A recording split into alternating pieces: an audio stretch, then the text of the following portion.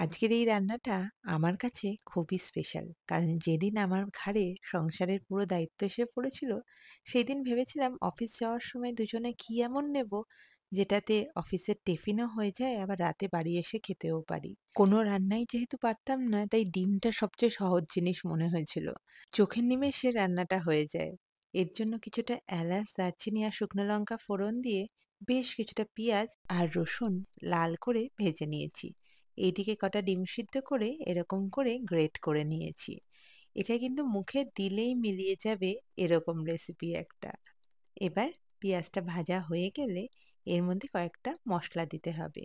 নুন, হলুদ, লঙ্কার গুঁড়ো, কাশ্মীরি লঙ্কার গুঁড়ো আর বেশ কিছুটা ধনের গুঁড়ো। সামান্য জল দিয়ে এটাকে কষিয়ে নিতে হবে। মশলাটা কষানো হয়ে গেলে গ্রেট করে রাখা ডিমটা দিয়ে মিনিট ৪-৫ ঢাকা দিয়ে রেখে দিয়েছিলাম। অবশ্যই তার মধ্যে পরিমাণ মতো জল দিয়ে নিও। এখানে আমি ভাত দিয়ে খাবো বলে এইটুকু জল দিলাম, তোমরা রুটি দিয়ে খেলে আরো কম জল দিতে পারো।